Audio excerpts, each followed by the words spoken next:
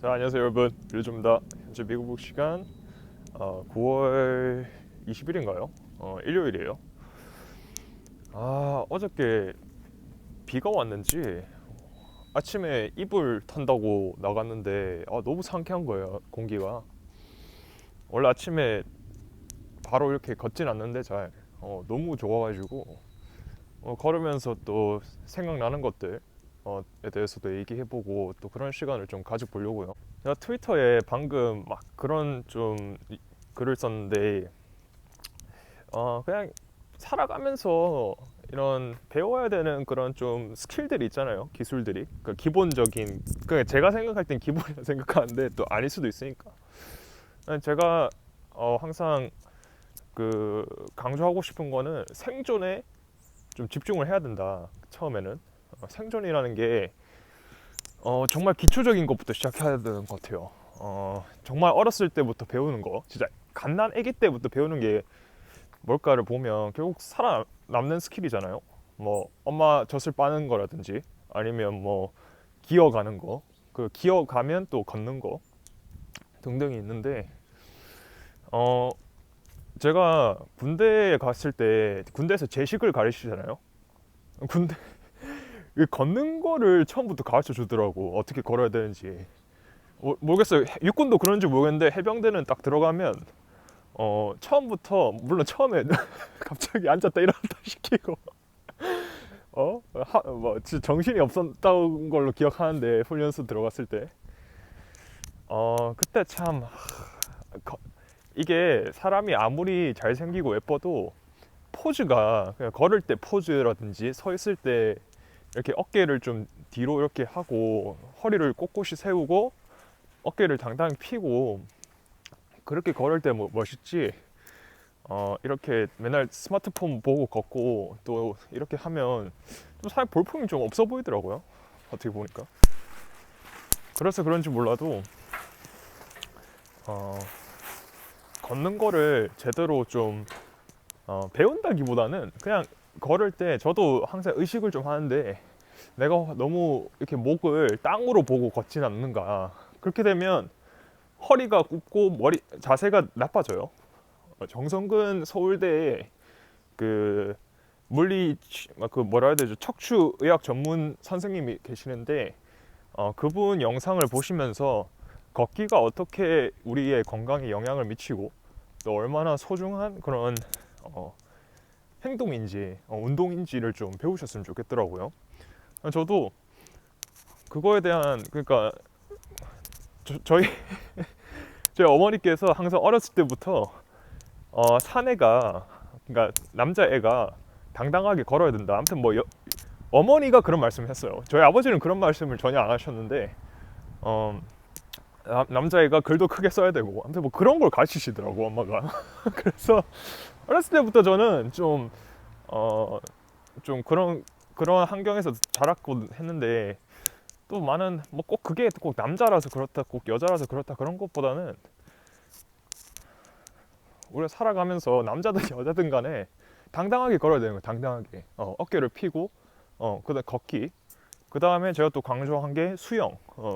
물놀이 할 때 수영을 못 하시는 분들이 은근 많더라고, 한국은 특히. 그래서 저는 어렸을 때 수영을 배워가지고 그런지 몰라도 근데 이게 꼭 한국만 그런 게 아니고 좀 약간 이 내륙 지방에서 사신 분들 있잖아요. 그러니까 좀 계곡 같은 게 없고 그냥 산이라든지 이런 데서 사시는 분들은 물놀이 할 일이 별로 없었다 보니까 그런지 몰라도 어렸을 때 애들 수영을 안 가르치는 그런 분들도 계시더라고요. 저는 어린이들은 특히 수영을 알아야 된다라고 생각하거든요. 물놀이 할 때 뭐 살아남는 그런 것도 있긴 한데 그 무엇보다도 어떤, 내가 물에 들어갔을 때, 저도 수영을 어렸을 때 엄청 아기 때부터 배운 게 아니어가지고 한 중학생 때 배운 것 같아요, 수영을. 그래서 초딩 때 물놀이 하러 가면 좀 약간 무서웠어요, 저는. 재밌긴 했는데 무서웠어. 그러니까 약간 그게 투자랑 비슷한 것 같아요. 투자도 아무것도 진짜 모르면 무섭거든요. 막 떨어지면 무섭고, 수영이랑 똑같은 게 이게 배우면, 그러니까 수영을 자유형부터 배우잖아요. 그 배우다 보면 이게 은근 재밌거든. 그래서 저 참 그때 중학교 1학년이었던 것 같아요. 1학년 여름방학이었나? 그때 롯데백화점 있는데 거기서 수영을 배운 것 같아요. 제 기억으로는. 거기 가서 수영 여름에 특강으로 배워서, 어린애들은 운동을 딱 하나 배우면 확실히 성인들보다 더 빨리 배우거든요. 그 아직 그 근육이라든지 이런 게 그 머슬 메모리가 하죠. 머슬 메모리가 괜찮기 때문에 수영을 어렸을 때 무조건 가르쳐줘야 된다. 제가 호주에도 살았는데 호주 애들은 진짜 갓난 아기 때부터 수영을 가르치더라고요. 막 한 진짜 막 생후 한 10개월 된 애부터 막 가르치더라고. 엄마랑 아빠랑 이렇게 물에 들어가가지고 수영장에 제가 그거 봤어요. 모습을 애기 딱 손을 잡고 팔을 잡고 그 마치 그 우리 그 그 그리스 로마 신화에 아킬레우스 있잖아요. 그 트로이 전쟁에 아킬레우스를 이렇게 물가에 집어넣어서 발목을 잡고 집어넣듯이. 근데 애기들이 웃긴 게 이게 엄마 뱃속에서 물속에서 살다 보니까 그런지 몰라도 그 자궁 안에 물이 차 있잖아요. 그쪽에 살아서 그런지 뭐 애기들이 오히려 수영을 잘하더라고. 신기했어. 어렸을 때 그거 봤을 때 너무. 그러니까 제가 한 10대 때 봤는데 그래서 수영을 참 잘해가지고 그 정도까지 안 해도 되는데 애가 한 초등학교 유치원생 때부터 한번 수영을 한번 시키는 게 어떨까, 그런 생각도 들고, 그 다음에 또 다른 생존에 필요한 그런 스킬이, 저는 호신술이라고 생각해요. 호신술이라는 게 뭐 대단한 건 아니고,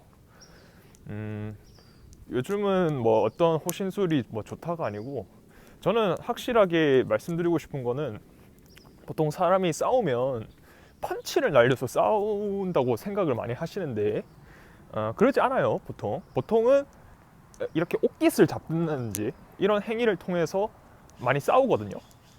그러니까 저는 물론 다양한 그런 격투기 기술들이 있지 않습니까? 뭐 발차기, 뭐 펀치, 뭐 이런 것들이 다 있는데, 펀치하는 방법도 배우시면 좋아요. 펀치도 주먹을 어떻게 쥐는지도 모르시는 분들이 많더라고. 주먹을, 엄지를 손가락 이렇게 4개 있는 거 이렇게 놓고 하면 누구 때리잖아요? 그러면 엄지가 나갈 수 있어요. 그러니까 주먹도 쥘 때 이렇게 쥐어야 돼요. 이렇게 쥐고, 보이실런지 모르겠는데 주먹을 이렇게 딱 쥐고 이렇게 때려야 되지. 이렇게 하고 때리면, 저도 어렸을 때 이렇게 했었어요. 근데 제가 그 권투를 배우면서, 복싱을 배우면서 주먹 쥐는 방법부터 가르쳐 주셨거든요. 그 복싱 관장님이. 그래가지고 이렇게 딱 쥐고 이렇게 딱 때린다.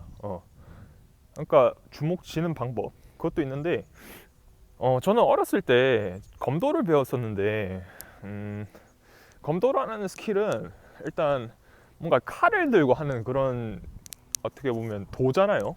무에. 그것도 좋은데, 그것보다도 저는 아무것도 없는 상황에서 싸우는 거를 잘 해야 된다고 생각하거든요. 진짜 내가 아무것도 없어요. 근데 남이 흉기를 들고 있거나 그러면 좀 싸울 때 좀 약간 답이 없어지긴 하는데, 누군가 칼을 들고 있잖아요. 그러면 항상, 이것도 제가 언제 배웠냐면, 저 군대에서 좀 많이 배웠는데, 군대에서 항상 저 또 보병이었다 보니까 저 항상 그 대한민국 군대에 대한 감사함이 좀 있는 게, 저는 이런 거 몰랐어요. 잘 군대 가기 전까지는. 저는 근데 오히려 어렸을 때부터 이런 걸 좀 배우면 어떨까, 그냥 생활 상식 수준으로. CPR 어떻게 하는지 이런 것도 좋은데, 그것도 진짜 중요하네요. CPR을 어떻게 해야 되는지, 누군가 피를 흘리면 어떻게 압박붕대를 감아야 되고, 그런 스킬들을 군대에서 뭐 진짜 대충 뭐 배웠다고 생각했는데, 그게 은근히 아직도 좀 머릿속에 남고 그래가지고 나름대로 자신이 있거든요. CPR이라든지 뭐 누군가가 뭐 잘리거나 그러면 어떻게 그 압박붕대 감고 그렇게 해야 되는지, 또는 총상, 그런 스킬들이 굉장히 중요하다, 은근히. 왜냐하면 그게 그런 일이 발생을 안 해왔으면 좋겠지만, 그런 일이 발생을 했을 때 당황하지 않고 대비를 할 수 있단 말이에요. 그게 꼭 이게 투자랑 또 이어지는 일맥상통하는 말이에요. 하락을 바라는 건 아닌데, 하락이 생겼을 때 어떻게 대비를 해야 되는지, 항상 좋을 때, 상승할 때, 또는 뭐 조금 이렇게 행보할 때, 그럴 때 나만의 기록을 남기고 다른 누군가는 또 이런 상황을 경험을 했을 거니까 또 책을 읽고 또 이론을 정립하고 그러면서 최악의 상황을 대비를 하는 거예요 항상. 그러다 보니까 저는 좀 CPR 하는 것도 배워야 된다고 생각하고, 그러니까 누군가가 심장마비가 걸려서 쓰러졌거나 그러면 어떻게 응급조치를 하는지 그러고 보니까 CPR 하실 때 저도 좀 잘못 배웠던 게 뭐였냐면 인공호흡을 하라고 하거든요. 근데 인공호흡을 하면 이제는 그거를 추천을 안 하더라고요. 감염의 여부가 있고, 그러니까 이분이 어떤 그런 상황에서 세균이 있어가지고 이렇게 입과 입이 닿으면 세균이 전파가 되니까 그런 것보다는 그냥 이렇게 이 가슴 중앙에 그쪽을 심하게 이렇게 눌려주셔야 돼요. 갈비뼈가 부러지더라도 차라리 이 사람이 산소가 뇌에 들어가야 되거든요. 그러니까 빨리 이렇게 심박을 이렇게 넣어줘야 피가 돌아서 머리로 또 산소가 가고, 그래서 내사를 안 하니까, 아니면 식물인간이 안 되니까 그걸 정말 잘 해주셔야 돼요. 계속 그걸 해주셔야 되고, 그리고 가장 중요한 거는 CPR 할 때 무조건 119에 빨리 전화를 해야 돼요. 근데 CPR 해줄 수 있는 분들 있어야 되고, 그 다음에 119 전화하는 사람들 있어야 돼요 옆에. 그거랑, 그리고 애들 막 이렇게 특히 어린애들 먹었을 때 이렇게 먹잖아요. 저도 어렸을 때 막 장난감 같은 것도 먹고, 그럴 때 이제 목에 걸렸을 때 어떻게 빼야 되는지 그거를 빠르게 이렇게 뒤에 가가지고 이 위를 이것도 약간 CPR이랑 비슷한데 이렇게 뒤에서 가서 잡고 이렇게 푹푹 눌러줘야 돼요 계속. 그래가지고 팍 뺄 수 있게끔 그 공기를 잡아서 이렇게 올리는 거예요 물리적으로 봤을 때.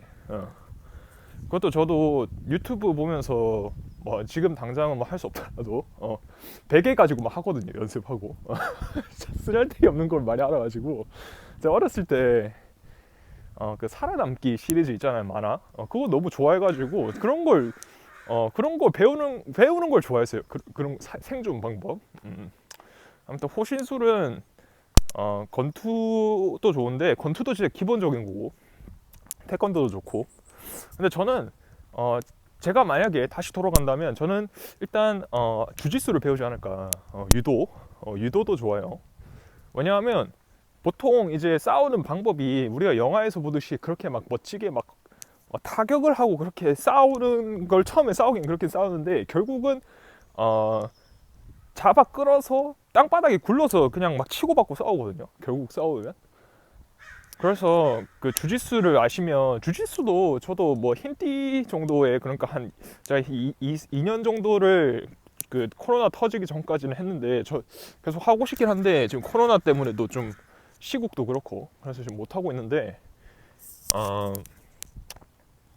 주짓수를 배우시면 레슬링도 있고, 일단 확실히 말씀드리고 싶은 거는 뭐든지 어떤 권투를 배우든지 뭘 배우든지 간에 호신술 같은 경우에는 아예 모르는 사람, 그러니까 완전히 그런 걸 경험하지 못한 사람 대 그래도 한 1, 2년 배운 사람의 그 차이가 너무 크고, 10년 배우신 분이랑 30년 배우신 분들이랑 어떻게 보면 그러니까 한 20년 넘게 배우신 분들이랑 실력의 차이가 있긴 하시는데 그렇다고 해서 엄청나진 않아요. 그냥 약간의 그런 디테일한 테크닉의 차이지.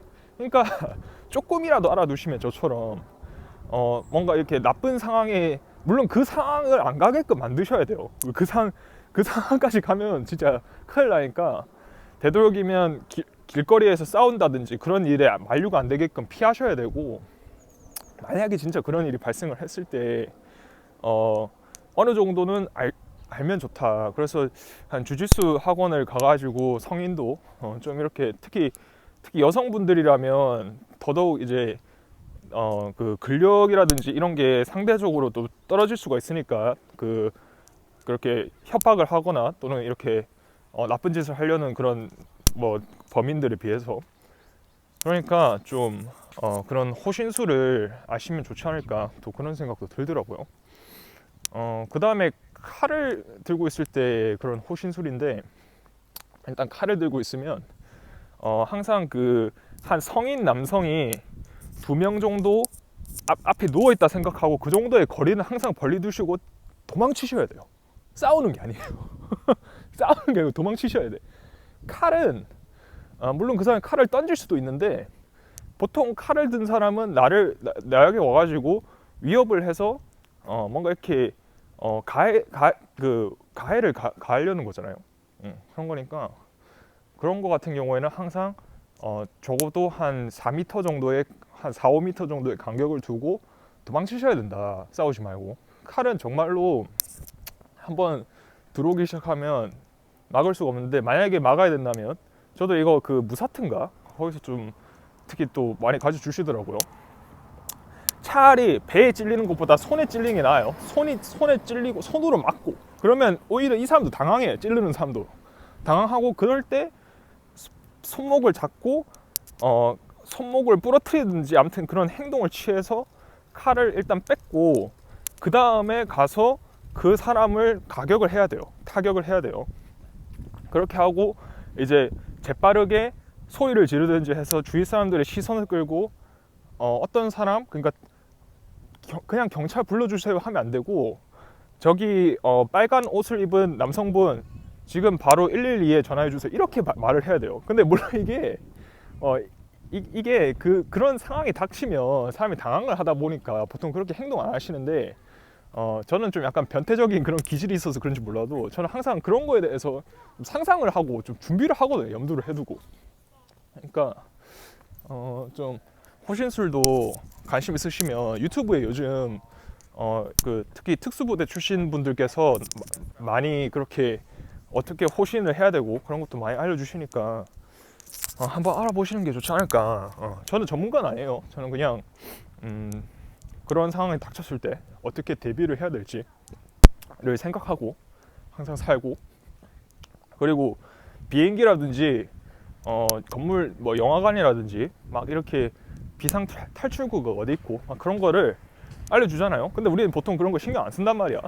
근데 제가 군대에 있을 때 저희 그 대대장님이 대대장님께서 그 말씀을 엄청 강조하시더라고. 막 휴가 가기 전에 휴가 가기 전에 신고를 하는데 이제 대대에서 그러면 이제 그 대대장님이 가끔씩 와가지고 하시는 말씀이 너희들 군인이니까 해병대원이니까 항상 그 비상 탈출구라든지 그런 거 잘 숙지해서 혹시나 무슨 일이 발생을 했을 때 잘 이렇게 일반인들 민간인들 잘 통솔해가지고 빠져나와라. 그런 좀 멋있는 그때 당시에는 좀 그 꼰대틱한 말씀이었는데 그게 지금 생각해 보니까 너무 감사하더라고.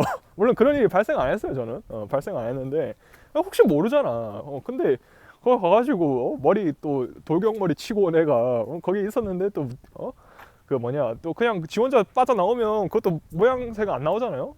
그러니까 그런지 몰라도 아무튼 그런 비상 탈출구라든지 그리고 특히 자기가 많이 있으신 데로 가면 더더욱 그렇다. 호신술에 대해서 제가 또 왜 그런지 모르겠는데 그런 생존 방법에 대해서 많이 배웠어요. 어렸을 때부터. 그 다음에 이제는 좀 아까는 이제 자기 생존과 그러니까 자기의 몸의 생존과 관련된 거였다면 건강과 관련된 거였다면 이제는 좀 더 우리가 경제적 생활을 하면서 어느 정도 어떻게 생존을 해야 되느냐 자본주의 시장에서 저는 그 김승호 회장님이 계시는데 스노우박스라는 회사에 그 돈의 속성을 쓰신 분이에요. 그분께서 그 돈을 다루는 4가지 스킬이 필요하다라고 하시는데 제 기억으로는 하나는 돈을 버는 스킬, 그 다음에 또 다른 거는 돈을 모으는 스킬 또는 돈을 불리는 스킬이고 세 번째는 그 돈을 잘 이렇게 그게 돈을 불리는 스킬이네요. 세 번째가. 그 다음에 네 번째가 돈을 쓰는 스킬이에요. 그래서 또는 이제 그 부동산의 그 스티브 잡스라고 하시는 램군 형님께서 하시는 말씀은 선생님께서 하시는 말씀은 돈을 벌고 돈을 불리는 스킬 이 2가지 정도만이라도 아는 게 좋다. 그래서 돈을 보통 이제 버는 스킬을 먼저 강조를 하는데 저는 연예인들도 미국 특히 미국이 좀 심하긴 한데 마이크 타이슨 아시죠? 그 복서, 유명한 그 복서 있지 않습니까? 타이슨 형님 같은 경우에는 그분은 이제 돈을 거의 진짜 한 번 뛸 때마다 20억씩 받는 거예요. 2밀리언씩. 그 정도 받았는데도 파산을 했어요. 그러니까 돈을 아무리 많이 벌어도, 리안나도 그렇고, 가수 리안나, 돈을 아무리 많이 벌어도 내가 돈을 어떻게 지키고 모으는지 또는 불리는지 모르면 말짱 도루묵인 거예요. 그래서 저는 오히려 돈을 불리는 스킬부터 배워야 하지 않을까. 돈을 버는 스킬은 나중에 그 굴리는 스킬, 돈을 불리는 스킬을 잘 아시니까 또 돈을 어떻게 벌지 또 고민을 한단 말이에요. 나중에 또 내가 소득이 좀 낮구나 그러면 특히 그래서 돈을 불리는 스킬, 투자죠. 투자도 알아야 되고, 투자도 기본적인 것만 알아도 거의 진짜 인덱스 펀드만 알아도 평균을 간다는데, 투자자에서 평균 대부분의 투자자들은, 개인 투자자들은 다 돈을 잃잖아요. 근데도 돈을 딴단 말이야. 시장이랑 같이 가면 인덱스 펀드. 그리고 좀 약간 자기만의 그런 리스크 관리하는 노하우가 있고 어느 정도의 그런 리스크를 관리하는 또는 받아들일 수 있는 능력이 되시는 분. 그러니까 정기적인 소득이 계속 들어오시고 어느 정도 뭐 한 2, 3년 진짜 정말 장기 침체가 가도 괜찮다. 저같이 이런 사람들은 물론 좀 더 공격적인 곳에 투자를 할 수는 있겠지만, 제 동생도 그렇고, 제 동생은 저보다 나이가 어리겠죠. 동생이니까. 걔도 그렇고 제 여자친구도 그렇고 얘들은 그런 걸 별로 안 좋아해. 투자 같은 거를. 그러니까 그런 사람들 있어요. 진짜 투자 같은 걸 안 좋아하시는 분이 있어. 근데 제가 애들이 진짜 좋아하는 게 뭐냐면 제가 인덱스 펀드를 하라고 하거든요. 진짜 그게 다 싫으면 싹 다 싫으면 인덱스 펀드를 해라. 인덱스 펀드 하고 비트코인 좀 사라. 비트코인 뭐 한 자기 자산의 한 10에서 20%는 사놔라 일단은. 그러시 하니까 그거는 또 하더라고 애들이. 그래서 투자를 배우면 좋다. 특히 좀 인덱스 펀드 관련된 거라도 조금 알면 좋다. 그리고 이제 돈을 버는 스킬인데, 이거는 제가 아직도 저도 연구를 하고 있는 입장이고, 돈을 버는 스킬은 글쎄요, 진짜 여러 가지가 있는데, 일단 사업을 하는 능력이죠. 이것도 제가 아직 공부가 많이 부족하긴 한데 지금 몇 가지 책을 읽고 있어요. 사업 관련해 가지고. 그래서 근데 일단 신사임당님이랑 그 신사임당 형님이랑 저랑 정말 저는 그분의 의견에 동의하는 게 뭐냐면, 우리가 특히 한국은 그런데 사업을 한다고 하면 엄청 뭘 큰 걸 하려고 해요. 엄청 막 특히 막 자본금을 엄청 많이 들어가지고 뭔가 하나의 몰빵을 해가지고 거의. 근데 투자도 몰빵을 안 하는데, 아무튼 투자도 사업입니다. 어떻게 보면 남이 하는 사업에 내가 들어가서 공동으로, 특히 주식 같은 경우에는 공동으로 들어가가지고 그렇게 또 하는 거죠. 근데 사업은 만약에 내가 1억이 있으면 1억을 한 방에 넣어서 하는 사업을 하는 게 아니고, 저는 한 적어도 사업을 하면 10번 중에 한 번만 성공한다고 하잖아요. 10% 확률로 대충. 그러니까 만약에 내가 사업을 100번을 할 수 있다면 10개가 된다는 소리잖아요. 짱구를 그냥 조금만 굴려보면. 물론 디테일하게 들어가면 통계적으로 틀린 말이지만 알겠어요. 근데 그냥 쉽게 한번 생각을 해보자고요. 일단 지금 모형을 가지고 설명을 하니까.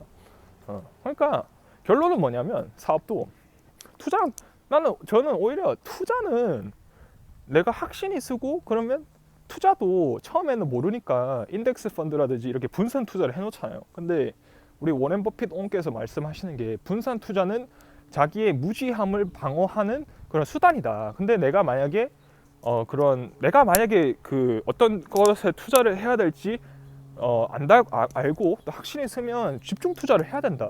그러시잖아요.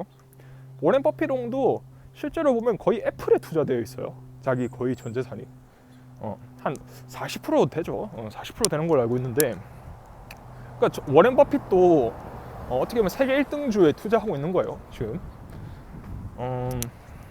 아무튼 제가 하고 싶은 말은, 사업도 그렇지 않을까. 사업도 처음에는 여러 가지 해보는 거야. 막 요즘은 특히 자본금 안 들이고 할 수 있는 그런 사업들이 많잖아요. 예를 들어서 뭐 요즘 뭐 유튜브도 있고 트위터도 있고 그렇게 해서 저도 어떻게 보면 어쩌다 보니까 1인 창업을 하고 있는 거예요. 저도 그냥 제가 생각하는 의견들 그런 거 공유를 하다 보니까 그렇게 공유를 하다 보니까 저도 이렇게 어디언스들이 모이고 물론 아직 뭐 1800명 유튜브 그 정도이고 뭐 또 엄청 작지만 그래도 저는 정말 스트레스 안 받고 하거든요. 저는 왜 유튜브 같은 걸 스트레스 받고 하는지 모르겠. 아무튼 제 본업이 아니니까 그럴 수도 있어요. 본업이면 뭐든지 힘들어. 유튜브도 본업이 되면 힘들 것 같아요. 근데 저는 그냥 이게 살면서 그냥 제 생각나는 거 기록을 하면서 저의 그런 내적 재미 때문에 하는 거지 외적 동기가 있어서 하는 게 아니거든요. 뭐 내가 이걸 해가지고 엄청 유명해지고 뭐 그런 것 그러면 좋겠지. 근데 그런 가능성이 지금은 낮다 아직은. 그냥 저는 이렇게 기록을 남겨서 나중에 제 자식이 생기거나 또는 그러면 그런 애들한테 그냥 보여주려고 그냥. 어디까지 얘기하다 여기까지 왔죠. 아무튼 그 사업에 대해서 얘기를 했는데 심사임당님 말이랑 저는 동의를 한다. 사업을 할 거면 제가 사업을 한 번도 해본 적이 없지만 그래도 유학 생활이라든지 어떻게 보면 삶 자체가 거의 사업가적인 삶을 나름대로 살아왔다고 자부하는 입장에서 뭔가 하나의 이렇게 몰빵을 하기 전에 처음에 일단은 분산을 통해서 내가 어디랑 맞는지를 먼저 파악을 해야 된다. 그렇기 위해서는 자본금이 적게 들어가는 뭐 그런 좀 사업을 해야 되지 않을까. 요즘은 특히 SNS가 많이 발달이 돼 있기 때문에 이걸 잘 활용해서 내가 무자본으로 내가 돈 한 푼도 안 들이고도 저는 돈 한 푼도 안 들이고도 지금 뭐 유튜브에서 한 달에 10,000원씩 벌고 있단 말이에요. 돈 한 푼도 안 들이고. 그러니까 그런 거라도 일단 해보는 거야. 일단 해보는 거야. 이게 되는지. 그거를 이제 스타트업 세계에서는 그 MVP라고 하거든요. Minimum Viable Product. 그게 뭔 말이냐면 미니멈. 최소한의 기능만 있는데도 돌아가는지를 일단 테스트하는 거예요. 그러니까 이게 과학이랑 비슷한 게 내가 가설을 딱 세우고 실험을 하는 거야. 이게 맞는지. 그래서 저번에 세상학개론 형님이랑 그 라이프 해킹 스쿨인가 아무튼 거기에 이한별 대표님이었나 성함이 그분 두 분께서 이제 30살 초반이거든요. 저보다 한 네다섯 뭐 서너 살 더 많은 형님들이신데 그 형님 둘이서 하시는 얘기가 뭐냐면 그게 중요하다. 일단은 창업을 하더라도 먹고 사는 문제가 어느 정도 해결이 돼야 그래야 뭔가 이렇게 생각도 좀 더 유연하게 할 수 있고 그러니까 그 마치 옛날에 제조업을 했던 그 당시처럼 이빠이 이렇게 막 끌어와가지고 돈을 그런 식으로 하는 것보다는 지금은 스마트하게 아무튼 지금 20, 30대가 다 그렇다는 거 아닌데 정말 잘하고 계시는 것 같아요. 제가 볼 때는 스마트 스토어 같은 것도 최대한 자본금을 적게 들여서 이렇게 하시려고 하고 아무튼 많은 이렇게 대한민국에 뭐 많은 창업가들이 생기고 사업가가 생겼으면 하는 바람이 있어요. 돈을 버는 스킬. 근데 돈을 버는 것도 중요한데 결국은 돈을 지키는 스킬이 중요하거든요. 결국 그러니까 투자로 돌아가는 거야 다시. 그러니까 사업을 하시더라도 투자를 해야 되는 거야. 진짜 사업하시는 분들 중에서 가끔씩 보면 자기 사업만 자기의 그 노후 준비가 돼 있으신 분들이 꽤 있더라고. 그래가지고 미국 사람도 그렇더라고요. 그래서 어떤 거 하나에 그러니까 어딜 투자할 때도 우리가 몰빵을 안 하는데 왜? 모르겠어요. 제가 아직 사업을 한 번도 안 해봐서 제대로 그래서 그런지 몰라도 좀 그런 생각이 들더라고. 그 다음에 아무튼 자본주의에서 살아남는 생존 방법이 또 중요하고 거기에 투자랑 사업이 있다. 일단 처음에는 제 생각은 일단은 그 사업을 먼저 하기보다는 투자를 통해서 어떻게 사업을 해야 되고 그런 걸 좀 알아가는 게 좋지 않을까 또 그런 생각이 들어요. 그 다음에 생존에 기반을 해서 자기 이제 건강을 보호하는 법, 그 다음에 돈을 보호하는 법, 그렇게 좀 얘기를 해봤고 그 외에는 솔직히 말씀드려서 제가 트위터에 썼긴 했는데 뭐 그렇게 뭐 다들 알아야 되는 스킬일까? 그거에 하나가 이제 정보를 어떻게 습득하는지거든요. 정보 사회에 살다 보니까 또 정보 사회에 맞는 또 그런 뭐라 해야 될까요? 좀 생존 방법이 있지 않습니까? 그 중에 하나가 그 영어를 하는 거예요. 영어. 영어를 할 줄 알면 영어를 뭐 엄청 유창하게 하는 게 아니에요. 영어를 내가 구글링을 했을 때, 그러니까 내가 구글에서 검색을 했을 때 그냥 대충 뭔 말 하는지 알아듣고 이해를 하면 되지 않을까. 그 정도 레벨까지만 해도 된다. 저는 한국 사실 건데 왜 굳이 영어를 그러니까 영어를 버터 발음으로 하려는 그 마음은 알겠어요. 저도 옛날에 그랬으니까. 근데 저는 이제 미국에 살다 보니까 또 제가 하는 일이 또 좀 기술 영업직에서 그런 상대방과 상대를 하고 그러다 보니까 어쩔 수 없이 영어를 잘해야 되는 입장이지만 그렇지 않은 이상은 굳이 영어를 잘할 필요가 있을까? 특히 스피킹으로. 저는 오히려 글을 독해력이 있어야 되고, 그리고 내가 리스닝 스킬, 독해랑 리스닝만 잘해도 된다, 진짜. 그래서 정보를 습득하시는 거라도 잘하면 뭐 글을 못 쓰더라도 영어로 괜찮아요. 어차피 요즘 구글 번역기도 있으니까 한글로 글 쓰시고 다 이렇게 고치시면, 그래도 학창 시절에 영어 좀 공부하신 분들은 대충 문법적으로 좀 뭔가 이상하다 싶으면 또 고칠 수도 있고, 아니면 또 저같이 좀 외국에서 살다가 온 사람들이 어느 정도 고쳐줄 수 있으니까 막 글 쓰시더라도 영어로 영어도 하시면 좋고, 그 다음에 또 정보사회에서 살아남기 위해서 필요한 스킬이 코딩이 아닌가. 코딩도 저도 대학교에서 코딩을 배웠지만 저랑 코딩이랑 좀 안 맞았어요. 저는 보시다시피 컨텐츠를 만들고 이런 건 참 좋아하고 그냥 자연스럽게 하는데, 코딩을 하는 거는 저랑 좀 자연스럽지가 않더라고요. 근데 코딩이 만드시는 분들 많아요, 보면. 그래서 저희 친구들 중에서 제가 또 컴퓨터 사이언스도 들었고 그러다 보니까 우리 친구들은 미국 애들도 있고 한국 사람도 있는데 정말 취미가 코딩이야, 걔들. 그냥 이렇게 그런 사람들이 있어요, 진짜. 자기가 뭐 여가 시간이 남으면 저같이 이렇게 유튜브를 찍는 사람이 있는 거 반면에 또 코딩을 하는 애들이 있어.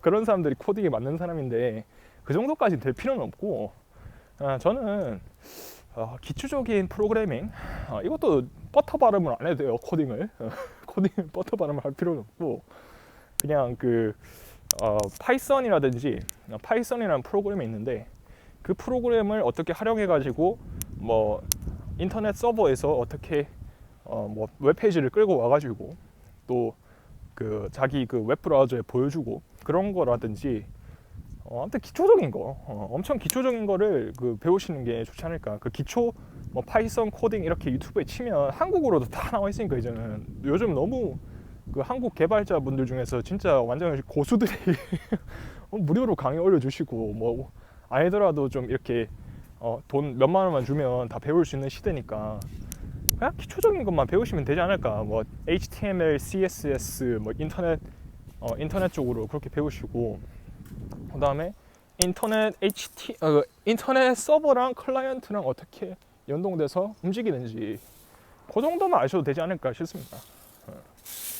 그렇게 정보 지식 사이에서 살아남는 방법을 또 말씀을 드렸고, 아무튼 뭐 생존이 중요하다, 무엇보다. 그래서 생존이 중요하니까 건강관리, 그리고 돈 관리, 그리고 정보를 습득하는 능력 관리, 이렇게 세 가지로 요약될 수 있을 것 같아요. 아무튼 덕분에 또 30분 잘 걸었네요. 그러니까 여러분들도 추석이신데 또 추석 잘 보내시고, 참 가을인 만큼 또 날씨도 좋으니까 또 밖에 나가셔서 이렇게 또 산책도 하시면 또 좋지 않을까. 생각이 맑아지는 것 같아요, 산책을 하면. 아무튼 다들 추석 잘 보내시길 바랍니다. 감사합니다.